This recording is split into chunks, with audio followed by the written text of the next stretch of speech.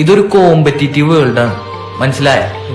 ഞാൻ ഈ ഡിഗ്രിയും കഴിഞ്ഞ് വേറെ ഏതെങ്കിലും കോഴ്സും പഠിച്ച് അതും പാസ്സായി ഇന്റർവ്യൂ തപ്പി നടന്ന് നല്ലൊരു ജോലിയും കിട്ടി 10 കാശ് സമ്പാദിക്കാനാവുമ്പോഴേക്കും താടിയും നരച്ച് മുടിയും കൊഴിഞ്ഞു.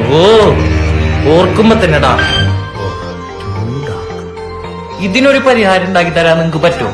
പറ പറ. Everyone, please associate with Modi Care, my dear friends. Please join with us. Please join with us.